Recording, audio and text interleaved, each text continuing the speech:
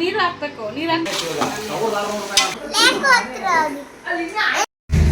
ಅದೆಲ್ಲ ಟೈರ್ಗೆ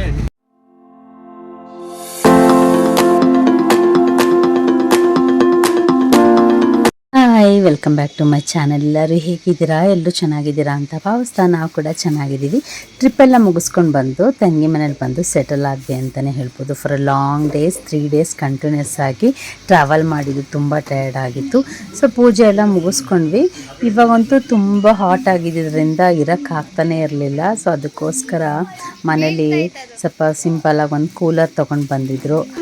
ಕೂಲರ್ ನಮ್ಮ ತಂಗಿ ಮನೆಗೆ ಬಂದು ನೀರು ಹಾಕ್ಬೇಕು. ನೀರು ಹಾಕ್ತೆ ಬರ್ತದಾ? ಇದು ಐಸ್ ಕ್ಯೂಬ್ ಹಾಕ್ಬೋದು, ಇಲ್ಲ ಬೇಗ. ಸೊ ನಾರ್ಮಲ್ ಆಗಿ ಮಾರ್ನಿಂಗ್ ರೊಟೀನ್ ಎಲ್ಲ ಮುಗಿಸ್ಕೊಂಡ್ವಿ, ಪೂಜೆ ಎಲ್ಲ ಮುಗಿಸ್ಕೊಂಡಾಯ್ತು. ಸೊ ಇದೆಲ್ಲ ಕೂಲರ್ ಎಲ್ಲ ತಂದು ಸೆಟಲ್ ಎಲ್ಲ ಮಾಡಿದ್ದೀವಿ.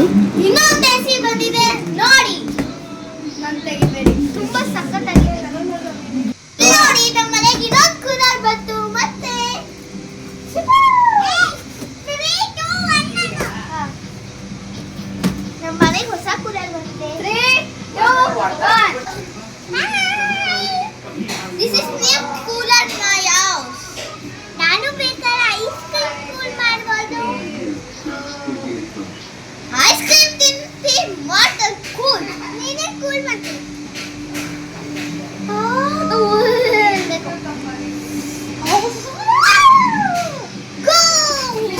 ಇನ್ನು ಮಕ್ಕಳಂತೂ ಆ ಡಬ್ಬ ಇಟ್ಕೊಂಡು ಫನ್ನಾಗಿ ಆಟ ಆಡ್ಕೊಂಡಿದ್ರು. ಸೊ ಫೈನಲಿ ಈವ್ನಿಂಗ್ ಆಗಿತ್ತು, ಒಂದು 4 o'clock. ಸ್ವಲ್ಪ ಬೇಗ ಒಂದು ಬಿರಿಯಾನಿ ಬೇಗ ಆಗೋವಂಥದ್ದು ಮಾಡಿಬಿಡೋಣ ಅಂತ ಹೇಳ್ಬಿಟ್ಟು, ಇದು ನಮ್ಮ ತಂಗಿ ಮನೆಯಲ್ಲಿ ಸ್ಪೆಷಲ್. ಅವಳು ಯಾವ ರೀತಿ ಮಾಡ್ತಾಳೋ ಅದನ್ನು ಮಾತ್ರ ನಾನು ಕ್ಯಾಪ್ಚರ್ ಮಾಡ್ಕೊಂಡಿದ್ದೀನಿ. ಸೊ ಒಗ್ಗರಣೆಗೆ ಸಾಸಿವೆ ಈರುಳ್ಳಿ ಹಾಕ್ಕೊಂಡಿದ್ದೀವಿ. ಎಲ್ಲ ರುಬ್ಕೊಂಡಿರ್ತೀವಿ. ನಾರ್ಮಲಾಗಿ ಪಲಾವ್ಗೆಲ್ಲ ಹೇಗೆ ರುಬ್ಕೊಳ್ತೀವಿ ಅದೇ ರೀತಿ ರುಬ್ಕೊಂಡು ಇಲ್ಲಿ ಬಿರಿಯಾನಿ ಮಾಡ್ತಾ ಇರೋದು. ಈರುಳ್ಳಿ ಟೊಮೊಟೊ ಎಲ್ಲ ಹಾಕ್ಕೊಂಡು ನೀಟಾಗಿ ಸ್ವಲ್ಪ ಬೇಯೋವರೆಗೂ ಸ್ವಲ್ಪ ವೆಯ್ಟ್ ಮಾಡ್ಕೊಳ್ತಾ ಇದ್ದೀವಿ. ಸ್ವಲ್ಪ ಬಾಡ್ಕೊಂಡಾದಮೇಲೆ ನಾವು ಚಿಕನೆಲ್ಲ ನೀಟಾಗಿ ವಾಶ್ ಮಾಡಿ ಸ್ವಲ್ಪ ಅರಿಶಿನ ಹಾಕ್ಕೊಂಡೆಲ್ಲ ವಾಶ್ ಮಾಡ್ಕೊಂಡಿದ್ದೀವಿ, ಸ್ವಲ್ಪ ಸ್ಮೆಲ್ಲೆಲ್ಲ ಹೋಗಲಿ ನೀಟಾಗಿ ಅಂತ. ಸೊ ಎಲ್ಲ ಆದಮೇಲೆ ನೀರೆಲ್ಲ ನಾವು ನೀಟಾಗಿ ಸ್ಕ್ವೀಸ್ ಮಾಡಿಬಿಟ್ಟು ಒಗ್ಗರಣೆ ಹಾಕ್ಕೊಳ್ತೀವಿ. ಸೊ ಜೋಕ್ಸ್ ಅಪಾರ್ಟ್, ಸನ್ನಿಧಿ ಅಂತೂ ಪ್ರಪಂಚನೇ ತೋರಿಸ್ಬೇಕು ಅನ್ನೋ ಥರ ಅವ್ರ ಅಪ್ಪನ ಮೇಲೆ ಸವಾರಿ ಮಾಡ್ಕೊಂಡಿದ್ಲು. ಅವ್ರ ಅಪ್ಪನೂ ಏನೇನೋ ಆಟ ಆಡ್ಕೊಂಡು ಸ್ವಲ್ಪ ಮಕ್ಳ ಜೊತೆ ಎಲ್ಲ ಫನ್ ಮಾಡ್ಕೊಂಡಿದ್ರು. ಸೊ ಇದಾದಮೇಲೆ ಬಿರಿಯಾನಿ ಸ್ವಲ್ಪ ಬೇಗ ಪ್ರಿಪ್ರೇಷನ್ ಮಾಡಿಕೊಂಡು, ಆಲ್ಮೋಸ್ಟ್ ನಾವು 3-4 days ಟ್ರಾವೆಲಿಂಗ್ ಮಾಡಿಕೊಂಡು ತಂಗಿ ಮನೆಯಲ್ಲೇ ಇದ್ವಿ. ಇಲ್ಲೇ ನಿಯರ್ ಬೈ ಇರೋದು ನಮ್ಮ ಅಜ್ಜಿ ಮನೆ. ಅಜ್ಜಿ ಮನೆ ಅಂದರೆ ಅಮ್ಮವ್ರ ಅಮ್ಮನ ಮನೆ. ನಾವು ರಜೆಗಳಿದ್ದಾಗೆಲ್ಲ ತುಂಬ ಜಾಸ್ತಿ ಇಲ್ಲೇ ಇರ್ತಾಯಿದ್ದು. ಅಲ್ಲಿಗೆ ಹೋಗೋಣ ಅಂತ ಹೇಳ್ಬಿಟ್ಟು ಬೇಗ ಆಗುವಂಥದ್ದು ಒಂದು ಬಿರಿಯಾನಿ ಮಾಡ್ಕೊಂಡ್ಬಿಟ್ಟು ಊಟ ಎಲ್ಲ ಮಾಡಿಕೊಂಡು 3 o'clock ಹೊತ್ತಿಗೆ ಹೋಗೋಣ ಅಂತ ಅಂದ್ಕೊಂಡಿದ್ದು. ಬಟ್ ಏನು ಮಾಡೋದು, ಅಂದ್ಕೊಂಡಿದ್ದ ಟೈಮ್ಗೆ ಹೋಗೋಕ್ಕಾಗಲೇ ಇಲ್ಲ ಅಂತಲೇ ಹೇಳ್ಬೋದು. ಸೊ ಇವಾಗ ಸದ್ಯಕ್ಕೆ ಪ್ರಿಪ್ರೇಷನ್ ಮಾಡ್ಕೊಳ್ತಾ ಇದ್ವಿ. ಇದಕ್ಕೆ ಬಿರಿಯಾನಿಗೆ ಒಬ್ಬೊಬ್ಬರು ನಾರ್ಮಲಾಗಿ ಖಾರದ ಪುಡಿ ಹಾಕ್ಕೊಂಡು ಮಾಡ್ಕೊಳ್ತಾರೆ, ಅವ್ರವ್ರ ಆಪ್ಷನಲ್ಲು. ಇಲ್ಲಿ ಚಿಕನ್ ಬಿರಿಯಾನಿ ಮಸಾಲ ಮತ್ತು ಸ್ವಲ್ಪ ಗರಂ ಮಸಾಲ ಮತ್ತು ನಾರ್ಮಲಾಗಿ ಚಿಕನ್ ಬಿರಿಯಾನಿ ರೆಡಿಮೇಡ್ ಸಿಗುತ್ತಲ್ಲ ಬಿರಿಯಾನಿ ಪೌಡರ್, ಅದನ್ನು ಕೂಡ ಆ್ಯಡ್ ಮಾಡ್ಕೊಂಡಿದ್ದಾಳೆ. ಅಕ್ಕಿ ನಮಗೆ ಕ್ವಾಂಟಿಟಿ 2-3 ಗ್ಲಾಸಷ್ಟು ಬಿಗ್ ಲೋಟದಲ್ಲಿ ಕ್ವಾಂಟಿಟಿ ತೊಗೊಂಡು ಆ ಮಸಾಲ, ಹಸಿ ಮಸಾಲ ಜೊತೆ ಎಲ್ಲ ನೀಟಾಗಿ ಮಿಕ್ಸ್ ಮಾಡ್ಕೊಳ್ಳೋವರೆಗೂ ಬಿಟ್ಟು ಸ್ವಲ್ಪ ಹೊತ್ತು ವೆಯ್ಟ್ ಮಾಡಿಕೊಂಡು, ಸೊ ಫೈನಲಿ ಎಲ್ಲ ಒಗ್ಗರಣೆಗೆ ಏನೇನು ಬೇಕು, ಮಸಾಲ ಏನೇನು ಬೇಕು ಎಲ್ಲ ಹಾಕಿ ಒಂದು 5 ನಿಮಿಷ ಅದ್ರ ಜೊತೆ ಎಲ್ಲ ಅಕ್ಕಿ ಜೊತೆ ಮಸಾಲ ಖಾರ ಎಲ್ಲ ಇಟ್ಕೊಳ್ಳೋವರೆಗೂ ವೆಯ್ಟ್ ಮಾಡಿ. ಅಳತೆ ನಮಗೆ ಎಷ್ಟು ಅಳತೆ, ನೀವು 2 ಲೋಟ ಅಕ್ಕಿ ತೊಗೊಂಡಿದ್ರೆ 4 ಲೋಟ ನೀರು. ಬಟ್ ಬಿರಿಯಾನಿ ಆಗಿರೋದ್ರಿಂದ ಸ್ವಲ್ಪ ಕ್ವಾಂಟಿಟಿ ವಾಟರ್ ಕಡಿಮೆ ಹಾಕ್ಕೊಂಡ್ರೆ ಬಿರಿಯಾನಿ ಸ್ವಲ್ಪ ಉದುದ್ರಾಗಿ ಬರುತ್ತೆ, ನೋಡೋಕ್ಕೂ ಚೆನ್ನಾಗಿರುತ್ತೆ, ತಿನ್ನೋಕ್ಕೂ ಚೆನ್ನಾಗಿರುತ್ತೆ. ಇವಾಗ ಫೈನಲಿ ಬಿರಿಯಾನಿ ರೆಡಿ ಆಯಿತು. ತುಂಬ ಟೇಸ್ಟಿಯಾಗಿತ್ತು, ತುಂಬ ಚೆನ್ನಾಗಿತ್ತು ಅಂತಲೇ ಹೇಳ್ಬೋದು. ಸೊ ಫೈನಲಿ ಬಿರಿಯಾನಿ ಎಲ್ಲ ಟೇಸ್ಟ್ ಮಾಡ್ಕೊಂಡ್ವಿ. ನೀವು ನಿಮ್ಮ ಮನೇಲಿ ಬಿರಿಯಾನಿ ಯಾವ ರೀತಿ ಮಾಡ್ತೀರಾ ಅಂತ ನನಗೆ ಕಮೆಂಟ್ ಮೂಲಕ ತಿಳಿಸ್ಕೊಡಿ. ಇದೇ ಪ್ರೋಸೆಸ್ ಮಾಡ್ತೀರಲ್ಲ, ಇದಕ್ಕಿಂತ ಇನ್ನೂ ಚೆನ್ನಾಗಿ ಮಾಡ್ತೀರಾ ಅಂತ ನಾವು ತಿಳ್ಕೊಂಡಂಗೆ ಆಗುತ್ತೆ, ನಾವು ನೆಕ್ಸ್ಟ್ ಸಲ ಟ್ರೈ ಮಾಡ್ದಂಗೆ ಆಗುತ್ತೆ. ಸೊ ಬೇಗ ಆಗೋಂಥ ನಾವು ಇವಾಗ ರೆಡಿ ಮಾಡ್ಕೊಂಡ್ವಿ. ಅಜ್ಜಿ ಮನೆಗೆ ಹೋಗಬೇಕು ಅಂತ ಅಂದ್ಕೊಂಡ್ವಿ. ಸೊ ಅರೌಂಡ್ ಈವ್ನಿಂಗ್ ಆಗೋಯ್ತು ನಮಗೆ. ಸೊ ಇವತ್ತು ಹೋಗೋದು ಬೇಡ ಅಂತ ಅಂದ್ಕೊಂಡು ಸ್ಕಿಪ್ ಮಾಡ್ಕೊಂಡ್ವಿ. ಮಾರ್ನಿಂಗ್ ಬೇಗ ಎದ್ದು ಹೋಗ್ಬಿಡೋಣ ಅಜ್ಜಿ ಮನೆಗೆ ಅಂತ ಅಂದ್ಕೊಂಡು. ಸೊ ಇವತ್ತಿನ ನಾನು ಆಲ್ಮೋಸ್ಟ್ ಈವ್ನಿಂಗ್ ಆಯಿತು, ನಾವು ಬಿರಿಯಾನಿ ಎಲ್ಲ ಮಾಡ್ಕೊಂಡು ತಿನ್ನೋ ಅಷ್ಟಕ್ಕೆ ಇವತ್ತಿನ ಡೇ ಕಂಪ್ಲೀಟ್ ಮಾಡಿದ್ವಿ ಬಿರಿಯಾನಿ ತಿನ್ಕೊಂಡು. ನೆಕ್ಸ್ಟ್ ಡೇ ಮಾರ್ನಿಂಗು ಏನು ಯಾವುದ್ರ ವೀಡಿಯೋನೂ ಮಾಡ್ಕೊಳ್ಳಿಲ್ಲ, ಡೈರೆಕ್ಟಾಗಿ ರೆಡಿಯಾಗಿ ಅಜ್ಜಿ ಮನೆಗೆ ಹೋಗೋಣ ಅಂತ ಹೇಳ್ಬಿಟ್ಟು ರೆಡಿಯಾಗಿ ಹೋಗ್ತಾ ಇದ್ದೀವಿ. ಸೊ ತುಂಬ ಟ್ಯಾನ್ ಆಗಿದ್ದೀವಿ ಅಂತಲೇ ಹೇಳ್ಬೋದು. ಈ ಟ್ಯಾನ್ನ ರಿಮೂವ್ ಮಾಡೋದಕ್ಕೆ ಒಂದು ಒಳ್ಳೆ ಐಡಿಯಾ ನನ್ನ ಹತ್ರ ಇದೆ. ಖಂಡಿತವಾಗೂ ನಾವು ಎಲ್ಲ ಮುಗಿಸ್ಕೊಂಡು ಬೆಂಗಳೂರಿಗೆ ಬಂದಮೇಲೆ ಅದರದ್ದು ವೀಡಿಯೋನು ಖಂಡಿತವಾಗೂ ನಿಮ್ಮ ಜೊತೆ ಶೇರ್ ಮಾಡ್ಕೊಳ್ತೀವಿ, ಯಾವ ರೀತಿ ನಾನು ಟ್ಯಾನ್ ರಿಮೂವ್ ಮಾಡಿದೆ ನಮ್ಮ ಫೇಸಲ್ಲಿ ಅಂತ. ಫೈನಲಿ ಎಲ್ಲರೂ ತಿಂಡಿ ಮುಗಿಸ್ಕೊಂಡು ಈಗ ಅಜ್ಜಿ ಮನೆಗೆ ಹೋಗ್ತಾ ಇದ್ದೀವಿ. ಅಜ್ಜಿ ಮನೆ ಇರೋದು ನಮಗೆ ಮೈಸೂರು ಮತ್ತು ಈ ಕೇರ್ಪೇಟೆ ತಾಲೂಕಲ್ಲಿ ಬರುತ್ತೆ. ಅಜ್ಜಿ ಊರಿಗೆ ಕಿಕ್ಕೇರಿ ಅಂತ ಅಜ್ಜಿ ಊರು. ನಾವು ಚಿಕ್ಕವರಿದ್ದಾಗಿಂದನೂ ರಜಾ ಬಂದರೆ ಸಾಕು ನಾವು ಅಜ್ಜಿ ಮನೆಗೆ ಹೋಗ್ತಿದ್ವಿ. ಅಜ್ಜಿ, ತಾತ, ಮಾಮ ಎಲ್ಲ ಇದ್ದರು. ಆವಾಗ ನಿಜವಾಗ್ಲೂ ಆ ಮೆಮೊರೀಸು ಮತ್ತೆ ಬರಬಾರ್ದ ಅಂತ ಅನಿಸುತ್ತೆ. ಯಾಕೆಂದರೆ ಒಂದು ಸತಿ ನಾವು ಕಾಲ ಮಿಂಚೋದ್ರೆ ಮತ್ತೆ ಅದು ರಿಟರ್ನ್ ತೊಗೊಳಕ್ಕಾಗಲ್ಲ ಅಲ್ವಾ. ಸೊ ಆ ಥರ ಮೆಮೊರೀಸು ಮತ್ತೆ ಸಿಗಬೇಕು ಅನ್ನಿಸ್ತಾನೆ ಇರುತ್ತೆ. ನಾವು ಚಿಕ್ಕವರಾಗಬೇಕು ಅನಿಸುತ್ತೆ. ನಾವು ಈಗ ಮಕ್ಳುಗಳು ಯಾವ ರೀತಿ ಫನ್ನಾಗಿದ್ದಾರೋ ಅದೇ ರೀತಿ ಮತ್ತೆ ಆಗಿಬಿಟ್ರೆ ಎಷ್ಟು ಚೆನ್ನಾಗಿರುತ್ತಲ್ವ ಅಂತ ಅಂದ್ಕೊಳ್ತೀವಿ. ಬಟ್ ಏನು ಮಾಡೋದು, ಆಗಲ್ಲ. ಸೊ ಫೈನಲಿ ಬಂದು ಅಜ್ಜಿ ಮನೆಗೆ ಬಂದು ಮೊದಲು ನಾವು ಚಿಕ್ಕ ಹುಡುಗರಲ್ಲಿ ಒಂದು ದಿನಕ್ಕೆ 300 ಎಲೆ ಇವಾಗ ಕಟ್ಟಿ ನೋಡೋಣ, ಟೈಮ್ ಕೊಡ್ತೀನಿ. ಹಾಂ, ಒಂದೆಲೆಗೆ ಎಷ್ಟಿದು? 5 ರೂಪಾಯಿಗೆ ಒಂದೆಲೆ ನೋಡಿ. ಕಟ್ತಾ ಇದ್ದೀನಿ, ಸುತ್ತನೆಲೆ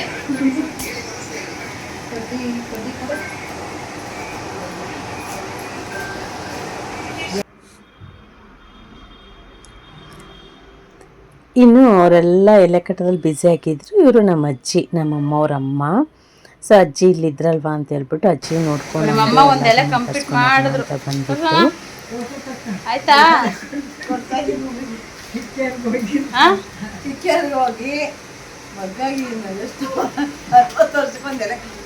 ನಾನು ಸುಮಾರಾಗಿ ಕಟ್ಟಿದ್ದೀನಿ ನೋಡಿ.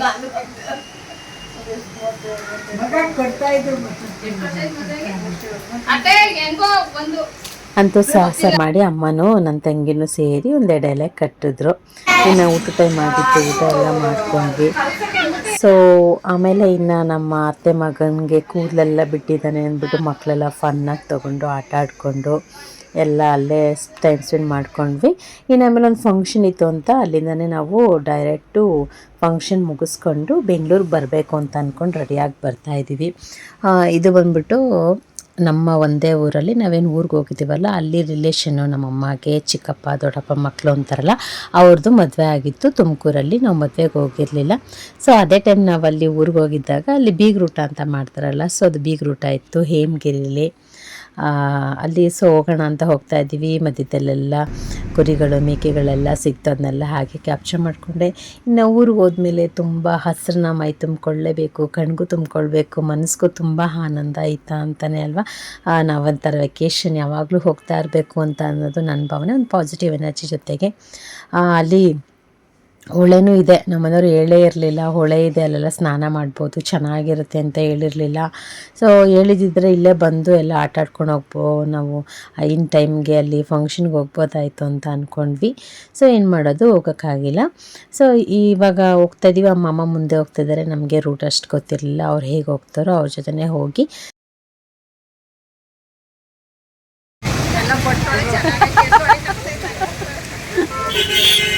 ದೇವಸ್ಥಾನಕ್ಕೆ ಹೋಗಿದ್ದೀವಿ ಅಂತ ಗೊತ್ತಾಗಬಾರ್ದ.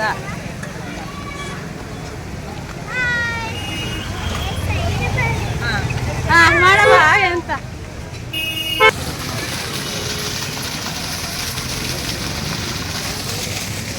ಇನ್ನು ಅಮ್ಮನ ಫ್ರೆಂಡ್ ಒಬ್ಬರು ಬಂದಿದ್ದರು.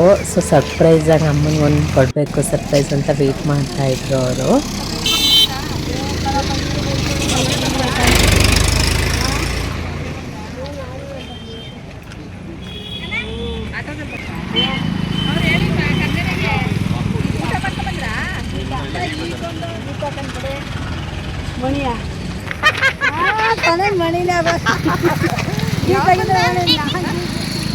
ಖುಷಿ ಜಾಸ್ತಿ ಆಯ್ತು ನಿಂದು.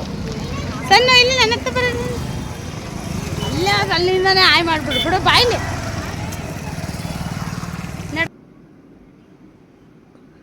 ಇನ್ನು ಸನ್ನಿಧಿ ಅಂತೂ ಕೈಗೆ ಸಿಗ್ತಿರಲಿಲ್ಲ. ಫೈನಲಿ ತೋಟದ ಮಧ್ಯದಲ್ಲಿ ಒಂದು ಚೌಟ್ರಿ ಥರ ಎಲ್ಲ ಮಾಡಿದ್ದಾರೆ. ಗದ್ದೆಗಳೆಲ್ಲ ಇದೆ, ತೆಂಗಿನ ಮರಗಳು ಎಲ್ಲ ಕ್ಯಾಪ್ಚರ್ ಮಾಡ್ಕೊಳ್ಳೋಕೆ ತುಂಬ ಖುಷಿ ಆಗ್ತಿತ್ತು. ಇವಾಗ ಅಲ್ಲಿ ಬೀಗೂರು ನಡೆಯೋ ಪ್ಲೇಸ್ಗೆ ಹೋಗಿದ್ವಿ. ಅಷ್ಟೊತ್ತು ನಾವು ಹೋಗೋದು ಅರೌಂಡ್ ಒಂದು 12:30 ಆಗಿದೆ. ಜನಗಳು ತುಂಬ ಬಂದು ಎಲ್ಲ ಫಂಕ್ಷನ್ ಎಲ್ಲ ಮುಗಿಸ್ಕೊಂಡು ಹೋಗ್ತಿದ್ರು. ಸ್ವಲ್ಪ ನಾವೇ ಲಾಸ್ಟು ಅನಿಸುತ್ತೆ ಹೋದ್ವಿ, ಒಂದು ವಿಸಿಟ್ ಮಾಡ್ಕೊಂಡ್ವಿ, ಎಲ್ಲ ಮಾತಾಡಿಸ್ಕೊಂಡು ರಿಸೆಪ್ಷನ್ ನಡೀತಾ ಇತ್ತು. ಸೊ ಅದೊಂದು ಕ್ಯಾಪ್ಚರ್ ಮಾಡ್ಕೊಳ್ತಾ ಇದ್ದೀನಿ. ನಾನಂತೂ ಸ್ಟೇಜಲ್ಲೇನು ಹೋಗಿಲ್ಲ, ಅಮ್ಮ ಎಲ್ಲ ಹೋಗಿದ್ರು, ಅದನ್ನೆಲ್ಲ ಏನು ಕ್ಯಾಪ್ಚರ್ ಮಾಡ್ಕೊಳ್ಳೋಕ್ಕೂ ಆಗಲಿಲ್ಲ. ಸೊ ಫೈನಲಿ ಒಂದು ವಿಸಿಟ್ ಮಾಡಿಕೊಂಡು ಅಲ್ಲೆಲ್ಲ ಮುಗಿಸ್ಕೊಂಡ್ವಿ. ಇನ್ನು ನಮ್ಮನೆಯವ್ರಿಗೆ ಸ್ವಲ್ಪ ಡ್ಯೂಟಿ ಇತ್ತು, ನೈಟ್ ಶಿಫ್ಟ್ ಇದ್ದಿದ್ದರಿಂದ ಅಷ್ಟರೊಳಗಡೆ ಬರಬೇಕು ಅಂತ ಹಾಗೆ ಒಂದು ಕ್ಯಾಪ್ಚರ್ ಮಾಡಿಕೊಂಡು ಇನ್ನು ಬೀರೂಟ ಆದಮೇಲೆ ಆಬ್ವಿಯಸ್ಲಿ ಬೆಂಗಳೂರಿಗಿಂತ ಊರ ಕಡೆ ಅಂದರೆ ಆಬ್ವಿಯಸ್ಲಿ ನಾನ್ ವೆಜ್ ಊಟ ಇದ್ದೇ ಇರುತ್ತೆ. ಸೊ ನಾನ್ ವೆಜ್ ಊಟ ಮುದ್ದೆ, ಮಟನ್ ಸಾಂಬಾರು, ಚಿಕನ್ ಫ್ರೈ, ಕಬಾಬು ಎಲ್ಲ ಪ್ರತಿಯೊಂದು ಅಡಿಷನ್ ಆ್ಯಡ್ ಆಗಿತ್ತು. ಸೊ ಫೈನಲಿ ಎಲ್ಲ ಮುಗಿಸ್ಕೊಂಡು ಬೇಗ ಊಟ ಮುಗಿಸ್ಕೊಂಡು ಈ ನಾನ್ ವೆಜ್ ಊಟ ಆದಮೇಲೆ ಟ್ರಾವೆಲಿಂಗ್ ಮಾಡೋದು ನನಗೆ ಸ್ವಲ್ಪ ಕಷ್ಟ, ನಿದ್ದೆನೇ ಬಂದುಬಿಡುತ್ತೆ. ಸೊ ತುಂಬ ಸೆಕೆ ಇದರಲ್ಲಿ ಊಟನೂ ಕೂಡ ಸರಿಯಾಗಿ ಮಾಡೋಕ್ಕಾಗಲಿಲ್ಲ ಅಂತಲೇ ಹೇಳ್ಬೋದು. ನಾನ್ ವೆಜ್ ಊಟ ಅಂದಮೇಲೆ ಎಲ್ಲರೂ ಪ್ರಿಯರು. ನಾನ್ ವೆಜ್ ಊಟ ಯಾರ್ಯಾರಿಗೆ ಇಷ್ಟನೋ ಕಮೆಂಟಲ್ಲಿ ತಿಳಿಸಿ. ನಿಮಗೂ ಕೂಡ ನಾನ್ ವೆಜ್ ಊಟ ತುಂಬ ಎಲ್ರಿಗೂ ಇಷ್ಟ ಅಂತ ಅಂದ್ಕೊಳ್ತಾ ಇದ್ದೀನಿ. ಇವಾಗ ಮುಗಿಸ್ಕೊಂಡು ಹೇಮಗಿರಿಲಿ ಒಂದು ದೇವಸ್ಥಾನ ಇದೆ. ಮುಂಚೆನೇ ಗೊತ್ತಿರೋ ಆ ದೇವಸ್ಥಾನಕ್ಕೆ ಹೋಗ್ಬೋದಾಗಿತ್ತು. ಬಟ್ ಏನು ಮಾಡೋದು, ನಮ್ಮ ಮನೆಯವರು ಹೇಳಲಿಲ್ಲ, ನಾನು ಕೇಳಲಿಲ್ಲ. ಅಲ್ಲೊಂದು ಹೊಳೆ ಥರ ಎಲ್ಲ ಇದೆ, ಅದನ್ನು ಹಾಗೆ ಎಲ್ಲ ಕ್ಯಾಪ್ಚರ್ ಮಾಡ್ಕೊಂಡ್ವಿ. ಈ ಮಕ್ಕಳೆಲ್ಲ ಆಡಬೇಕು ಅಂತ ಅಂತಿದ್ರು. ಸೊ ಫೈನಲಿ ನೀರಂದರೆ ಯಾಕೋ ಇತ್ತೀಚೆಗೆ ತುಂಬ ಭಯ ಆಗ್ತಾಯಿದೆ ಅಪ್ಪ, ಅಷ್ಟೊಂದು ಭಯ ಇಲ್ಲ. ಹಾಗೆ ಒಂದು ವಿಸಿಟ್ ಮಾಡೋಣ, ಟೈಮ್ ಆಲ್ರೆಡಿ ಆಗೋಗಿದೆ, ಊರಿಗೆ ಬೇರೆ ಹೋಗಬೇಕಲ್ವ ಅಂತ ಹೇಳ್ಬಿಟ್ಟು ಮಕ್ಕಳನ್ನೆಲ್ಲ ಕರ್ಕೊಂಡು ಬಂದು ಒಂದು 5 ನಿಮಿಷ ಅಲ್ಲೆಲ್ಲ ನೋಡ್ಕೊಂಡ್ವಿ. ಏನೇನಿದೆ, ನೀರು ಯಾವ ಥರ ಹರಿಯುತ್ತೆ ಎಲ್ಲ ಕ್ಯಾಪ್ಚರ್ ಮಾಡ್ಕೊಂಡಿದ್ದೆ. ಬಟ್ ಅದು ಮಿಡಲಲ್ಲಿ ವೀಡಿಯೋ ಮಿಸ್ ಆಗಿಬಿಟ್ಟಿದೆ, ಅದು ಎಲ್ಲೋಯ್ತು ಅಂತಲೇ ಗೊತ್ತಾಗಲಿಲ್ಲ. ಸೊ ಹೋಗಲಿ, ಇನ್ನೇನು ಮಾಡೋಕ್ಕಾಗುತ್ತೆ ಅಂತ ಎಷ್ಟು ಕ್ಯಾಪ್ಚರ್ ಮಾಡ್ಕೊಂಡಿದ್ದೆ ಅಷ್ಟು ಮಾತ್ರ ತೊಗೊಂಡು ಅಲ್ಲಿ ಮರದಲ್ಲಿ ತುಂಬ ಫ್ಲವರ್ಸ್ಗಳೆಲ್ಲ ಬಿಟ್ಟಿತ್ತು, ಅದನ್ನೆಲ್ಲ ಕ್ಯಾಪ್ಚರ್ ಮಾಡಿಕೊಂಡು ಸೊ ಫೈನಲಿ ನಾವು ಈಗ ಬೆಂಗಳೂರಿಗೆ ಮೂವ್ ಆನ್ ಆಗ್ತಾಯಿದ್ದೀವಿ. ಸೊ ಈವ್ನಿಂಗ್ ಆಗಿದೆ, ಅರೌಂಡ್ ಒಂದು 4:30 5 o'clock ಆಗಿದೆ. ಈವ್ನಿಂಗ್ ವೆದರ್ ಹೀಗಿದೆ. ಸೊ ಟ್ರಾವೆಲಿಂಗ್ ಅಂದರೆ ಆದಷ್ಟು ನಮಗೆ ಈಗ ಕಂಟಿನ್ಯೂಸ್ ಆಗೆಲ್ಲ ಮಾಡಿ ಟ್ರಾವೆಲಿಂಗ್ ಅಂದ್ರೆ ಬೇಜಾರಾಗ್ಬಿಡ್ತು. ಫೈನಲಿ ಇದೊಂದು ನಾನು ಆಲ್ಮೋಸ್ಟ್ ಮೈಸೂರು ರೋಡಲ್ಲಿ ಬರಬೇಕಾದ್ರೆಲ್ಲ ಈ ದೇವಸ್ಥಾನ ಬರುತ್ತೆ, ಹೋಗಬೇಕು ಅಂತ ಅಂದ್ಕೊಳ್ತೀವಿ. ಬಟ್ ಏನು ಮಾಡೋದು, ಟೈಮೇ ಸಾಕಾಗಿರಲ್ಲ. ಬಟ್ ನಾನ್ ವೆಜ್ ತಿನ್ನೋದ್ರಿಂದ ಹೋಗೋಕ್ಕಾಗಲೂ ಇಲ್ಲ. ಹಾಗೆ ಒಂದು ಪರ್ಪಲ್ ಶೇಡಲ್ಲಿ ಫುಲ್ಲು ಒಂದು ಈ ಥರ ಥೀಮಲ್ಲಿ ಮಾಡಿದ್ರು, ತುಂಬ ಇಷ್ಟ ಆಯಿತು. ಅದನ್ನೆಲ್ಲ ಕ್ಯಾಪ್ಚರ್ ಮಾಡಿಕೊಂಡು ಅದ್ರ ಪಕ್ಕದಲ್ಲಿ ಹಾಗೆ ಒಂದು ಹೋಟೆಲ್ ಇದೆ, ಹೋಟೆಲ್ ನೇಮ್ ಅಷ್ಟು ನೀಟಾಗಿ ಗೊತ್ತಾಗಲಿಲ್ಲ ನನಗೆ. ಸೊ ಫೈನಲಿ ಎಲ್ಲ ಮುಗಿಸ್ಕೊಂಡು ನಾವು ಮೂವ್ ಆನ್ ಆದ್ವಿ ಬೆಂಗಳೂರಿಗೆ. ಇವತ್ತಿನ ವ್ಲಾಗ್ ನಿಮ್ಗೆ ಇಷ್ಟ ಆಗಿದೆ ಅಂತ ಭಾವಿಸ್ತಾ. Will meet in the next vlog. Bye, take care all of you. Thank you for watching.